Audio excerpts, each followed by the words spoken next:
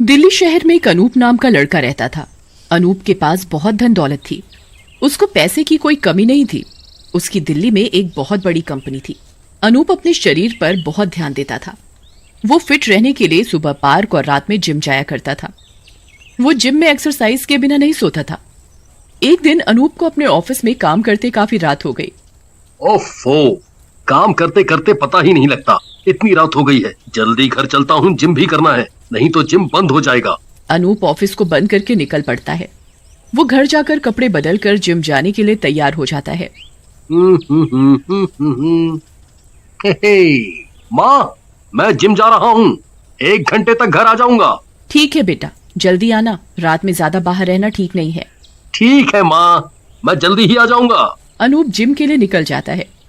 कुछ ही देर के बाद वो जिम पहुंच जाता है। ज्यादा रात होने के कारण जिम बिल्कुल खाली होता है। जिम में ट्रेनर है और एक सुंदर सी लड़की एक्सरसाइज कर रही है। अरे ये क्या, आज जिम में कोई नहीं है। लगता है ज्यादा रात होने के कारण सब लोग एक्सरसाइज करके चले गए हैं। अनूप अपना समय ज्यादा न खराब करते हुए एक्सरसाइज करना शुरू कर देता है। हाय, ये लड़की कितनी सुंदर है। मैंने तो आज तक इस लड़की को जिम में नहीं देखा। लगता है ये रात को ही आती है। कल से मैं भी इसी टाइम आया करूंगा। अनूप अगले दिन भी रात में जिम जाता है। उसे वहाँ फिर से वही लड़की अकेले एक्सरसाइज करती दिखाई देती है। अनूप ये देखकर खुश हो जाता है। आज तो इस लड़की से बात करके रहूंगा। अनूप अपना समय बर्बाद न करते हुए एक्सरसाइज करना शुरू कर देता है। अनूप उस लड़की के पास खड़े होकर अपनी एक्सरसाइज करना शुरू कर देता है। थोड़ी देर बाद एक्सरसाइज करते हुए, चलो अब इस लड़की से बात की जाए। हेलो, मेरा नाम अनूप है। हेलो, मेरा नाम शालिनी है। आप इतनी रात में जिम करने आते हैं? हाँ जी, मेरे को यही टाइम मिलता है ऑफिस के बाद एक्सरसाइज करने का। हाँ, मैं भी बहुत लेट हो जाता हूँ अपने ऑफिस में काम करते करते, इसीलिए मैं इसी समय आ पाता हूँ। ऐसे ही रोज अनूप और शालिनी रात के समय आते और अपनी एक्सरसाइज करते। रोज उनकी बातचीत होने के कारण उनमें काफी अच्छी दोस्ती हो गई थी। फिर एक दिन अनूप के ऑफिस में एक फंक्शन होता है। वो शालिनी को भी उधर आने के लिए निमंत्रण देता है। अरे शालिनी, कल मेरे ऑफिस में एक फंक्शन है, बाहर से काफी लोग आएंगे। तुम भी मेरे ऑफिस में आओगी तो मुझे अच्छा लगेगा। हाँ अनूप, क्यों नहीं, मैं जरूर आऊंगी। अनूप शालिनी को अपने ऑफिस का एड्रेस बताता है और अगले दिन सुबह 10 बजे आने को कहता है। अगले दिन शालिनी अनूप के बताए गए समय के अनुसार ऑफिस पहुंच जाती है। शालिनी वहां जाकर देखती है कि अनूप का तो बहुत बड़ा ऑफिस है। उसके ऑफिस में बहुत सारे कर्मचारी हैं। साथ ही ऑफिस बिल्कुल एक आलीशान होटल की तरह तैयार किया हुआ है। तभी अनूप को शालिनी दिख जाती है। अरे शालिनी, तुम यहाँ आई, मुझे बहुत अच्छा लगा। अरे क्यों नहीं, मेरे जिम पार्टनर के ऑफिस में फंक्शन है, मेरा आना तो लाजमी है। ये सुनकर अनूप बहुत खुश हो जाता है। उस दिन शालिनी बहुत सुंदर लग रही होती है। उसने काले रंग की बहुत प्यारी सी ड्रेस पहनी होती है। अनूप शालिनी को देखकर बहुत आकर्षित होता है। ये लड़की मुझे इतनी सुंदर लग रही है आज कि मैं क्या बताऊं। मैं इसको थोड़े दिनों में बता दूंगा कि तुम मुझे बहुत अच्छी लगती हो और इसे अपनी गर्लफ्रेंड बनाने के लिए पूछूंगा। देखते ही देखते ऑफिस का फंक्शन खत्म हो जाता है। उसी दिन रात को अनूप और शालिनी फिर से जिम में मिलते हैं। शालिनी, आज तुम मेरे ऑफिस के फंक्शन में आई, मुझे बहुत अच्छा लगा। अरे अनूप, ऐसे मत बोलो, तुम मेरे दोस्त हो। अनूप और शालिनी फिर एक्सरसाइज करने लग जाते हैं। एक्सरसाइज करने के बाद, उफ, अब मैं बहुत थक गया हूँ, अब मुझे घर जाना चाहिए। अरे अनूप, मैं भी थक गई हूँ। मैं भी साथ ही अपने घर के लिए निकल जाती हूँ।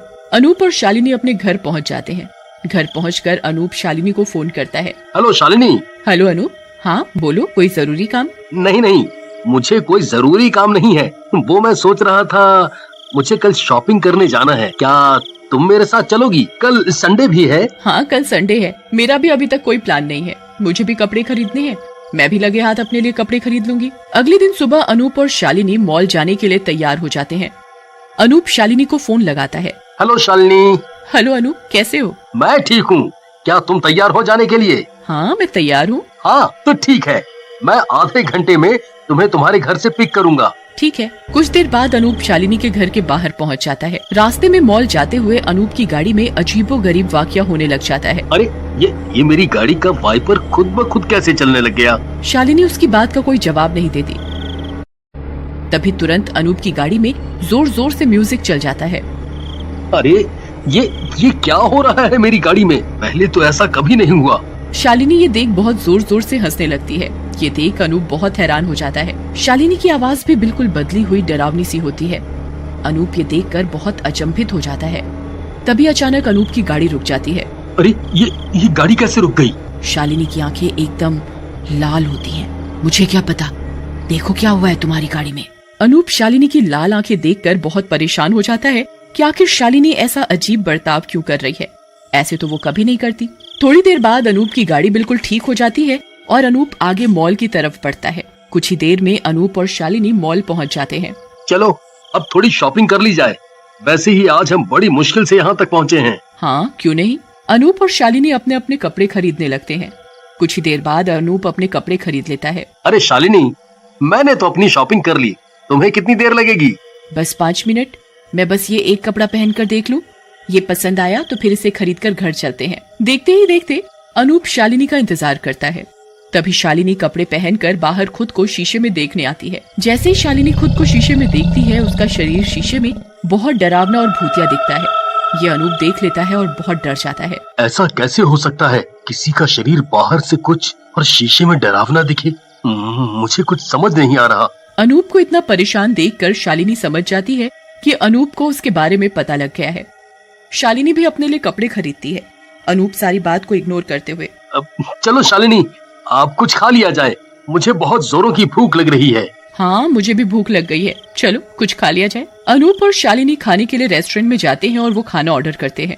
कुछ ही देर में रेस्टोरेंट में वेटर खाना लेकर आता है। चलो शालिनी, अब खाना आ गया है, अब खाना खा लिया जाए। अनूप शालिनी को बोल ही रहा होता है, इतने में शालिनी खाने पर एक भूखी बिल्ली की तरह झपट पड़ती है और वो खाने को जानवरों के तरीके से खा रही होती है। ये देख अनूप बहुत परेशान हो जाता है कि आखिर शालिनी ऐसा बर्ताव क्यों कर रही है। क्या वो ये सब मजाक में कर रही है? अनूप और शालिनी रेस्टोरेंट में खाना खाते हैं और फिर अनूप शालिनी को उसके घर ड्रॉप कर देता है। अगले दिन अनूप सुबह पार्क में दौड़ लगाने जाता है तो उसे वहाँ शालिनी मिलती है। अरे शालिनी, तुम यहाँ सुबह पार्क में? हाँ, आज मैं सुबह जल्दी उठ गई थी तो सोचा पार्क ही चली जाऊँ। ये तो अच्छी बात है, सुबह सुबह कसरत करने का अलग ही मजा है। फिर अनूप और शालिनी एक साथ दौड़ने लग जाते हैं। तभी अनूप देखता है कि शालिनी उल्टा दौड़ रही है और किसी के साथ टकरा भी नहीं रही। ये देख अनूप सोच में पड़ जाता है। अरे ऐसी कैसे शालिनी दौड़ सकती है? मुझे तो कुछ समझ ही नहीं आ रहा। उल्टा दौड़ना, जानवरों की तरह खाना खाना और शीशे में अलग ही इंसान दिखना। लगता है दाल में कुछ काला है। एक तरफ अनूप को शालिनी की अजीबोगरीब हरकतें दिख रही थी, दूसरी तरफ अनूप शालिनी की सुंदरता देख देख कर पागल हुए जा रहा था। चलो शालिनी, आज सुबह बहुत कसरत कर ली, अब मुझे घर जाकर तैयार होना है, नहीं तो मैं ऑफिस के लिए लेट हो जाऊंगा। ठीक है, बाय, शाम को जिम में मिलते हैं। बाय। अनूप और शालिनी अपने अपने घर की तरफ चल देते हैं। रास्ते में अनूप सोचता है, क्यों ना आज मैं शालिनी को सच सच बता दूं कि मैं उसे बहुत पसंद करता हूँ। अनूप बहुत सोचता है और तय करता है कि आज वो शालिनी को रात में जिम में बता देगा। शाम को अनूप और शालिनी जिम में मिलते हैं। तभी वहाँ का ट्रेनर आता है। भैया, आज मुझे थोड़ा जल्दी जाना पड़ रहा है, ऐसा करो आप एक्सरसाइज कर लो, मैं सुबह आपके घर से जिम की चाबी ले लूंगा। ठीक है। अरे आज तो मेरी लॉटरी लग गई, आज मैं शालिनी को अपने मन की सारी बात बता दूंगा और आज तो ट्रेनर भी नहीं है। ट्रेनर के जाने के साथ ही जिम का दरवाजा खुद ब खुद बंद हो जाता है। अनूप शालिनी के पास जाता है। शालिनी, मुझे तुमसे कुछ जरूरी बात करनी है। हाँ अनूप बोलो। तभी जिम में म्यूजिक जोर जोर से बजने लगता है। वो ना, मैं तुम्हें बहुत चाहता हूँ। शालिनी तभी अपने असली अवतार में आ जाती है। मुझे पता था तुम मुझे चाहते हो। फंस गया तू मेरे जाल में, मैं तुझे नहीं छोड़ूंगी, मैं तुझे जिंदा मार डालूंगी। शालिनी का चुड़ैल वाला अवतार देख अनूप बहुत डर जाता है और गेट की तरफ भागता है। भाग, कहाँ तक भागेगा? आज तेरा अंतिम दिन है। अनूप गेट पर पहुँचता है तो देखता है कि जिम का गेट खुद ब खुद बंद हो गया। तभी जिम की लाइट भी चली जाती है। मुझे माफ करो, मुझे छोड़ दो। ऐसे कैसे छोड़ दूं तुझे? शालिनी अनूप के पीछे उसका गला दबाने आ ही रही होती है। इतने में अनूप को याद आता है कि उसके गुरुजी ने उसे काली माता का लॉकेट दिया था और बोला था जब भी कोई परेशानी हो इसे पहन लेना। अनूप वो लॉकेट लेने अपने जिम बैग की तरफ भागता है और लॉकेट निकाल कर उसे पहन लेता है। अरे ये क्या कर लिया तूने? उतार इसे, अभी उतार इसे। अनूप शालिनी की एक नहीं सुनता और जिम के गेट की तरफ भागता है। वो उधर जाता है तो गेट खुद ब खुद खुल गया होता है। अनूप 1 मिनट भी खराब ना करते हुए अपने घर चला जाता है। धैर्य की माँ सीमा उसको जन्म देते ही चल बसी थी। धैर्य अब 4 साल का हो चुका था। वो माँ के बिना अपने आप को अकेला महसूस करने लगा, इसलिए सौरभ को दूसरी शादी करनी पड़ी। धैर्य बेटा, ये तुम्हारी माँ है। आओ, अपनी माँ से नहीं मिलोगे? आओ मेरे पास आओ बेटा, मैं तुम्हें बहुत प्यार करूंगी। धैर्य अपनी माँ के साथ बहुत घुल मिल कर रहने लगा। ऐसे ही कई दिन बीत गए। एक दिन विशाखा ने एक नन्ही सी बेटी को जन्म दिया। धैर्य बेटा इधर आओ, ये तुम्हारी छोटी बहन है। जब ये बड़ी हो जाएगी तो तुम्हारे साथ खूब खेलेगी और तुम्हें भैया कहकर बुलाएगी। मेरी छोटी बहन कितनी अच्छी है ना पिताजी? हाँ बेटा।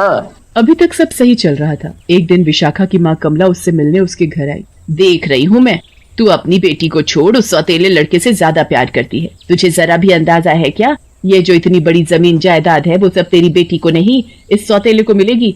माँ, ये आप कैसी बातें कर रही हैं? पहली बात तो वो मेरा सौतेला बेटा नहीं, अपना बेटा है। और रही जायदाद की बात, वो किसी को भी मिले, है तो दोनों बच्चे मेरे ही। कितना समझाया पर इस लड़की को समझ में कुछ नहीं आता। अब जो करना है मुझे ही करना है। विशाखा बेटी, अब मैं इतनी दूर से आई हूँ तो सोच रही हूँ कि कुछ दिन रह कर ही जाऊँ। ये तो बहुत ही अच्छी बात है, मुझे भी तुम्हारे साथ रहने को मिल जाएगा। तभी वहाँ धैर्य भी आ जाता है। धैर्य बेटा, ये तुम्हारी नानी है, चलो नानी को नमस्ते करो। धैर्य नानी को नमस्ते करके अपनी बहन के साथ खेलने लगता है। विशाखा भी किचन में काम करने चली जाती है। यही अच्छा मौका है इसे सबक सिखाने का। इस लड़की को मैं कभी भी ये संपत्ति तो लेने नहीं दूंगी। ये सब मेरी बेटी का है और उसके बच्चे का। हाँ। कमला विशाखा की बेटी मान्या को चुपचाप चूटी भर लेती है तो वो जोर जोर से रोने लगती है। हाय रे, ये देखो क्या कर दिया इस छोटी सी बच्ची का, बेचारी के लाल पड़ गया।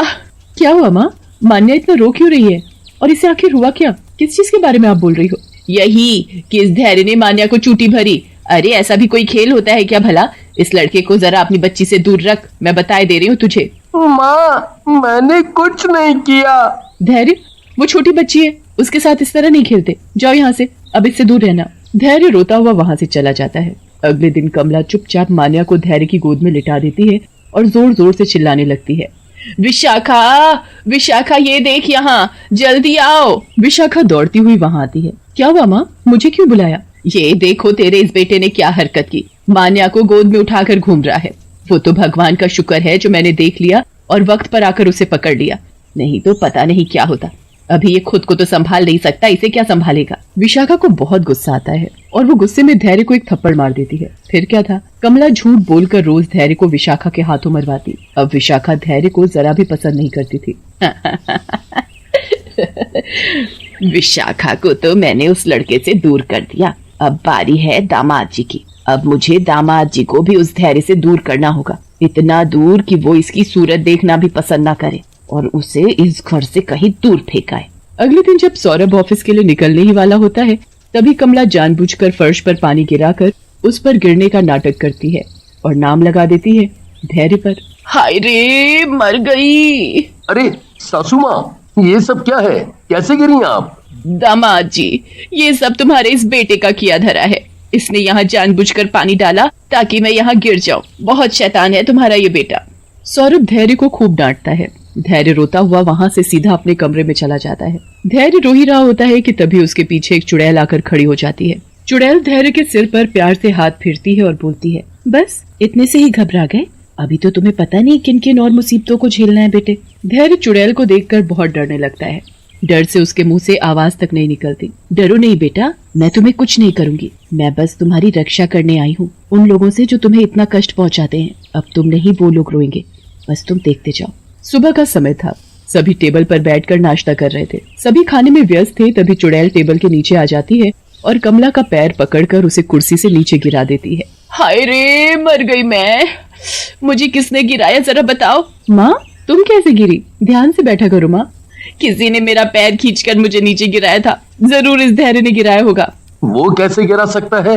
वो तो कब से यहीं हमारे सामने बैठा है। माँ, तुम्हें ऐसे खाने की आदत नहीं है ना, इसलिए तुम शायद अपने आप ही गिर गई होगी। नाश्ता करने के बाद सभी अपने अपने काम में लगे। धैर्य छत पर अकेला खेल रहा था। कमला चुपके से उसे देख रही थी। यहाँ आसपास कोई नहीं है, यही अच्छा मौका है। मैं इसे छत से धक्का दे दूंगी और फिर इसका काम तमाम। कमला चुपचाप धैर्य को छत से धक्का दे देती है, पर नीचे खड़ी चुड़ैल उसे अपनी गोद में पकड़ लेती है। धैर्य चुड़ैल से लिपट जाता है। मेरे बेटे को इसने धक्का देकर ठीक नहीं किया, अब इसे इसका अंजाम भुगतना पड़ेगा। कमला चुपचाप सीढ़ी से उतर ही रही होती है कि चुड़ैल उसे पीछे से धक्का दे देती है। सीढ़ी से लुढ़कती हुई कमला सीधा नीचे जाकर गिरती है और जोर जोर से रोने लगती है। नानी, क्या हुआ आपको? आप रो क्यों रही हो? मैं अभी माँ को बुला कर लाता हूँ। मैंने इसे इतने ऊपर से धक्का दिया था, पर ये तो बिल्कुल ठीक ठाक है, इसके तो जरा सी खरोच भी नहीं आई। विशाखा माँ को सहारा देते हुए उन्हें कमरे तक ले जाती है। कमला को बहुत दर्द था, वो हिल भी नहीं सकती थी, इसलिए बिस्तर पर ही लेटी रहती थी। रात का वक्त था, सभी सोए हुए थे, पर धैर्य अपने कमरे में जाग रहा था। क्या हुआ धैर्य बेटा, क्या तुम्हें नींद नहीं आ रही? तुम तो चुड़ैल हो, तो मैं तुम्हें क्यों बताऊं कि मुझे क्या हुआ है? रहने दो, मत बताओ, पर मुझे पता है कि तुम इस वक्त अपनी माँ के बारे में ही सोच रहे हो।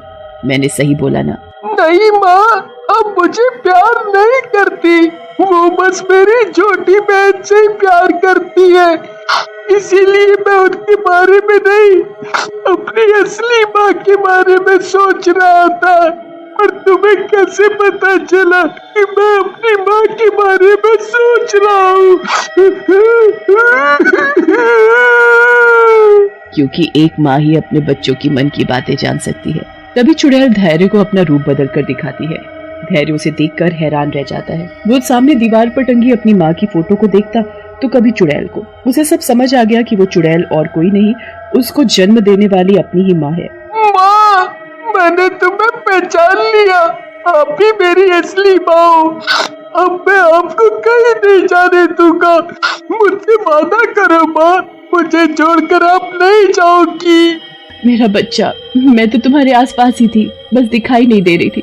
जब मुझे पता चला कि मेरा राजा बेटा बहुत दुखी है और वो मुझे बहुत याद कर रहा है, तो मुझसे रहा नहीं गया, इसलिए मैं आ गई अपने बेटे से मिलने के लिए। देखो रात बहुत हो गई है, इसलिए आओ मेरी गोद में, मैं तुम्हें सुला दूं। धैर्य अपनी माँ के आंचल को कसकर पकड़कर सो जाता है।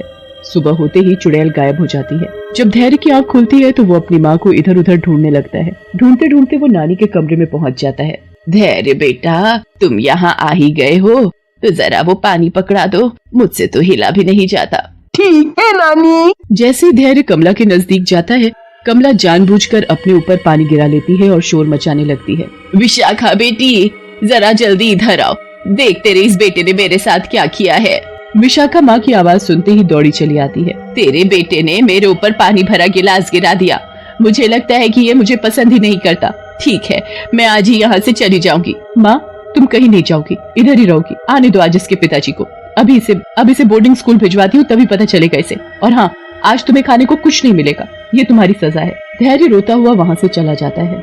शाम का वक्त था, सभी एक साथ खाना खा रहे थे। धैर्य भी अपने कमरे में था। आज धैर्य खाने के लिए नहीं आया, तबीयत तो ठीक है ना उसकी? कमला के साथ आज जो हुआ वो सब विशाखा सौरभ को बताती है। कमला मजे से मुस्कुराती हुई खाने में लगी थी। तभी वहाँ चुड़ैल आ जाती है और कमला के खाने की प्लेट उठाकर उसके मुंह पर मारती है। तेरी हिम्मत कैसे हुई मेरे बेटे को झूठा बताने की? आज मैं तुझे नहीं छोड़ूंगी, तुझे मार दूंगी। चुड़ैल कमला का गला पकड़ लेती है। तभी वहाँ धैर्य भी आ जाता है। ये चुड़ैल कहाँ से आई और ये क्या बोल रही है? मेरी माँ को छोड़ दो, नहीं तो वो मर जाएगी। माँ, नानी को छोड़ दो, उन्हें मत मारो। धैर्य को चुड़ैल को माँ बोलता देख सब हैरान थे। इसने झूठ बोल बोल कर माँ बेटे को अलग किया, बता बुढ़िया सब। ये चुड़ैल सच बोल रही है, मैंने ये सब जायदाद के लिए तुम सब धैर्य से नफरत करके उसे अपने से दूर कर देते और ये सब जमीन जायदाद मेरी बेटी और उसकी बेटी को मिलती। तुम माँ कहलाने के लायक नहीं हो, इन्हें मार डालो। सच्चाई सामने आते ही चुड़ैल कमला को धक्का देकर बाहर भगा देती है। विशाखा धैर्य से माफी मांगती है और उसे अपने सीने से लगाती है। तुम दोनों मेरे बेटे का अच्छे से ख्याल रखना। इतना बोलकर चुड़ैल गायब हो